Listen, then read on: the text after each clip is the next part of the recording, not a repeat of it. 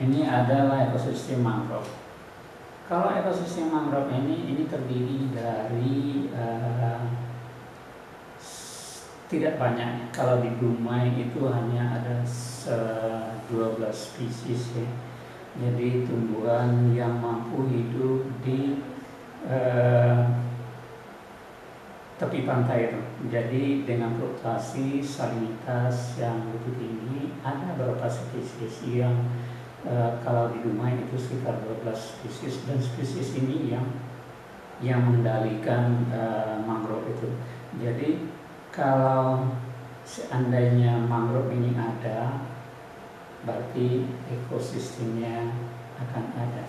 Tetapi dia berasal dari tumbuhan. Akan tetapi kalau kita lihat terumbu karang, kalau terumbu karang ini berasal dari hewan, jadi bukan dari tumbuhan. Jadi yang mengendalikan adanya terumbu karang itu adalah kelompok hewan, jadi bukan kelompok tumbuhan. Jadi ada tidaknya. Jadi key spesies daripada terumbu karang itu adalah spesies daripada karang. Jadi kalau di mangrove itu adalah tumbuhan, sebagaimana yang kita lihat tadi. Ini umpamanya, ini juga dari tumbuhan dia. Ini, nah ini lain lagi ya.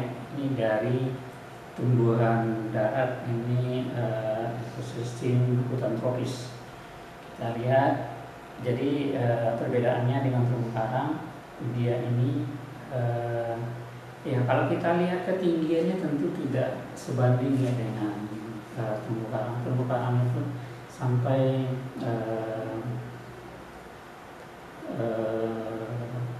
60-70 meter ke bawah. Jadi kalau yang di darat tentu tidak efektif itu. Kemudian juga hasilnya juga sedalam daripada 70 atau 60 meter yang dimiliki ikan. Umpamanya kita lihat dari plankton, jadi dari setiap sisi itu akan kita lihat planktonnya. Jadi pada dasarnya efektif sekali mengenai keanekaragaman hayati yang ada di karang.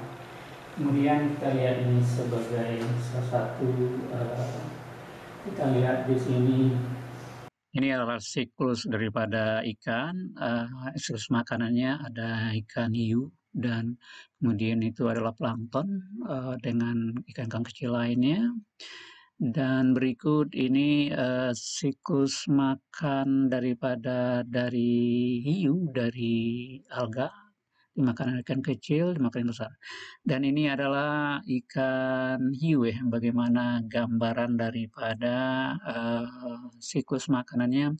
Jadi mulai dari plankton yang makhluk yang paling kecil di laut, kemudian dimakan oleh yang paling besar, dan yang besar lagi, kemudian begitulah kehidupan di terumbu karang dari yang besar sampai yang kecil.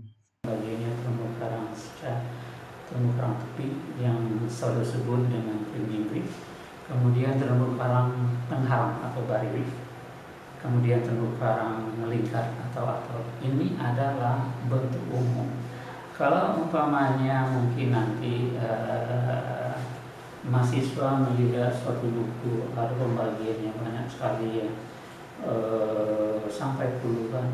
Tapi pada dasarnya asalnya itu adalah dari yang tiga ini, yaitu dalam bentuk fringing reef, barrier reef, dan atol.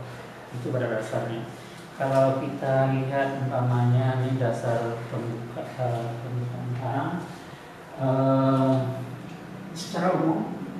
Jadi kalau kita lihat ya, itu ada mangrove, ada seagrass, ada backreef atau ada ribbon, ada rataan daripada terumbu. Kemudian ada regress atau puncak daripada terumbu, maksudnya terumbu karang. Kemudian ada slower body, ini adalah bagian yang dangkal daripada terumbu bagian depan ya, kemudian garis slot atau yang bagian sloping, kemudian di terus Oke, kita lanjut. Ini adalah terumbu karang dalam bentuk barir atau barrier reef atau terumbu karang penghalang. Dan barrier reef ini ditandai adanya lagun. Jadi lagun yang ini, kemudian di ini yang daratannya, kemudian ini lagun. Kemudian lagun ini ya lebih dalam dari ini. Kemudian ini ada backreef yang kita sampaikan tadi, kemudian refresh ada puncaknya, tapi tidak. Kemudian ini zona dari terumbu, kemudian sampai nanti di reef ya, yang bisa kita lihat. Kemudian kalau kita lihat yang dikatakan terumbu itu, ini adalah dua sisi dari terumbu karang. Kalau kita lihat ini adalah sisi dari tanah air. Ini laut. Ini lautnya. Kemudian yang terumbu itu ini dia, dari sini sini. Jadi yang terumbu itu ini.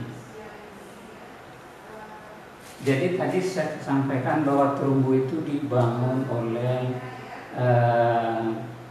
karang yang berlapis-lapis ya, yang umurnya sudah ribuan tahun sehingga membentuk.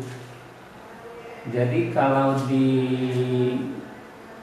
Great Barrier Reef itu kan itu panjangnya sekitar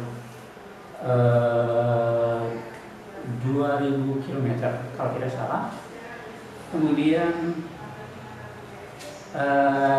pernah dibuat oleh saintis di begini atau 1947 ditemukan kedalaman terumbu yaitu sekitar 410 sampai 780.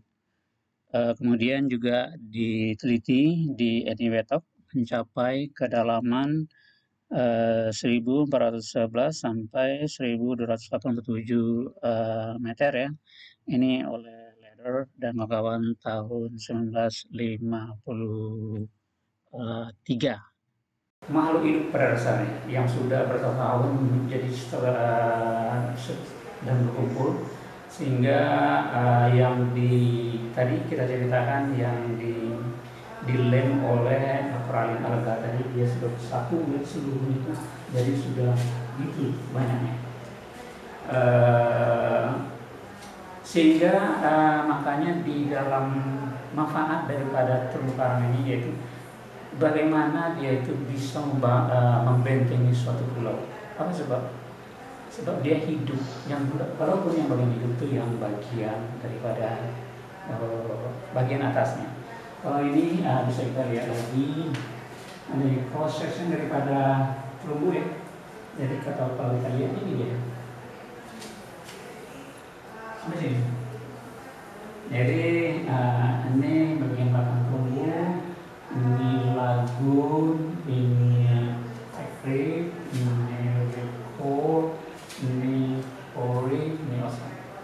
Jadi yang dibangun oleh karang itu yang bersama-sama dengan makhluk lainnya yang pada dasarnya yang dibangun ya tadi saya katakan itu dari ribuan tahun. Jadi dia berkembang terus. Apa sebab dia berkembang dan berkembang sehingga nanti kita bisa lihat dia di kejadian atau yang yang sampai sekarang belum terbantahkan teori Darwin itu. Ini kalau dilihat dari dua sisi ya. Ini yang reef, ini yang bagian laut, ini daratan. Ini bisa jadi kita lihat dari dua sisi, dari sisi sampingnya dari kita lihat dari liftnya yang terbangun. Jadi kalau dipikir ya dikatakan orang ini bangunan adalah bangunan yang terbesar di dunia yang dibangun oleh karang. Padahal dia adalah makhluk daripada vertebrata, makhluk yang kecil sekali, yang bentuknya saja ya tidak ada namanya saja vertebrata, yang mana yang dari mulut aja, mulut sampai ke perut itu boleh kata tidak ada pembatas, tapi dia bisa membangun daripada terumbu karang. Jadi kalau dilihat dari pesawat pada besarnya ini bisa kita lihat ya bagaimana terumbu karang ini. Ini manfaat terumbu karang ini bagi ya, sebagaimana yang saya katakan tadi. Ini kita mengarah ke atom. Nah, ini bagaimana teori subsidinya itu bentuk terumbu karang dan perubahannya dari bentuk tinggi wave, baru dan terakhir bentuk atom. Ini adalah teori Darwin yang terkenal dengan subsidence theory. Subsidence theory ini pada dasarnya ada suatu pulau. Pulau ini dasarnya adalah pulau Volcano. Kemudian setelah pulaunya mengalami erupsi, kemudian terumbu karangnya tetap dia naik, tumbuh dan tumbuh. Kemudian yang pulau ini akan tenggelam. Setelah tenggelam, dia berangsur-angsur tenggelamnya. Kemudian sementara terumbu tetap terus ya naik ke atas sebab dia hidup. Dan setelah tumbuh sepenuhnya dia tenggelam seperti ini, akan muncul yang namanya barrier. Yang ini adalah terumbu karang, ini bariernya. Dan kemudian setelah sepenuhnya gunung ini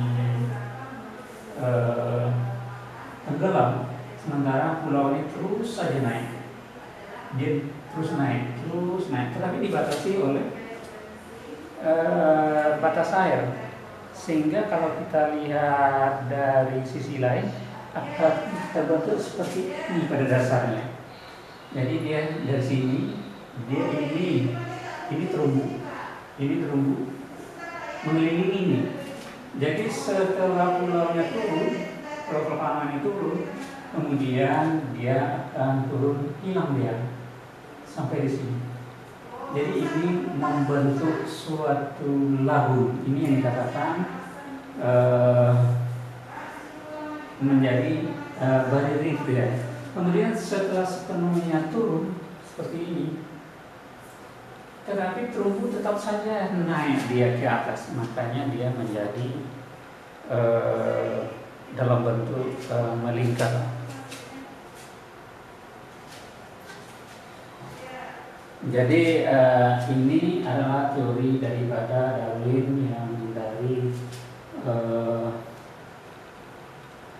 dari bentuk atol menjadi dia dari atol ini terbentuk dari sebuah pulau yang dikelilingi oleh terumbu karang. Terumbu karang itu terus naik dari waktu ke waktu, terus naik, sementara yang gunung ini perlahan turun disebabkan oleh ada magma dan disebabkan oleh pulau ini meletus terus, kemudian dia menghilang. Kemudian yang terumbunya tetap berkembang, sehingga terbentuklah yang ini tetap dia bertahan disebabkan oleh perkembangan daripada terumbu karang. Kemudian kembang dia tetap akan bisa dipantau ya. Kemudian terbentuklah terumbu karang dalam bentuk atol tadi. Jadi kalau dilihat dari umpamanya